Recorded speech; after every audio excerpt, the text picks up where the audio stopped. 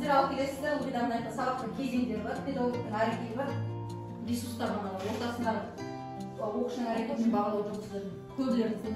Енді басынан бастап талдайық, сіздерде мұнда бірінші бөлімге сіздердің тақырыптық күнтізбелік жоспарда ауыспалы кезеңдерден тұрады ғой.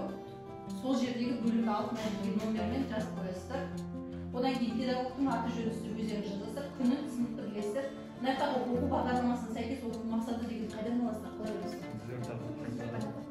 Ана жерде сабақтың мақсаты дегенде сіздер мына оқу мақсатын осы үш оқушының деңгейіне қарай бөлесіздер. Барлық оқушы кейбір қымыздан алынған, күннен алынған дайын оқу мақсатын алдыңыздар, сіздер тапсырма әзірлейсіздер. Енді сабақтың басына келеміз. Сабақтың басында сіздер оқушыларға амандастыңыздар, түгендедіңіздер, сабақты тақырыбын айттыңыздар, психологиялық ахуалды жасадыңыздар. Оқушы сіздермен бірге не істеу керек? Амандасады, содан кейін? Одан кейін жаңағы психологиялық ахуалды. Мысалы? Мысалы, жүректен жүрекке арасына көрнекі қолданылып, әр оқушы тілектерін білдіруі мүмкін. Яғни жағымды бір-біріне көңіл күй қалыптасқан. Осы жерде сіздер бағалау міндетті ме сіздерге? Жоқ, ол сабақ емес. Неге?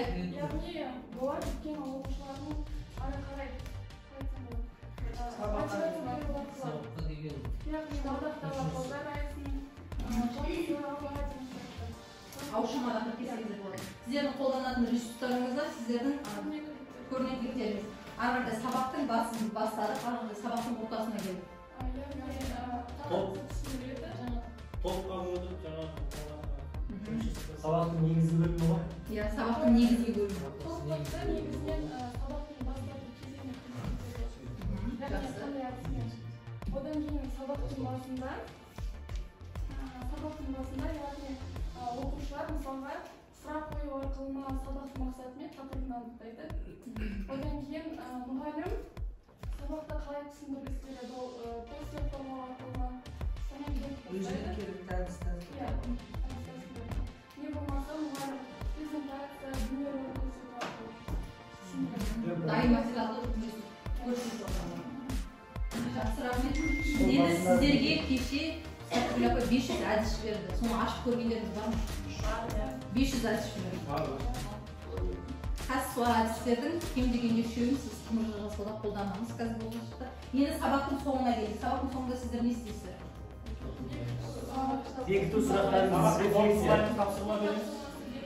Топқа бөліп, жаңа жеке балаларға сюжетті жасап Сабақтың соңында кері байланыс қой оқушылар. Бекіту сұрақтар болады. Сабақтың соңында. маңызды жеңдерді көрсеткен. Сабақта бекіту барысында тапсырма орындатуға болады, яғни статистик, яғни сабақта әр деңгейдегі балаларға. Одан кейін оқушыларға информация оқу тапсырмасы беріледі. Одан кейін сабақ соңында кері байланыс, яғни рефлексия. Басындағы оқу мақсатында қайтадан барамыз. Осы арадағы кемшілікті жою үшін сіздерге берілетін тапсырма.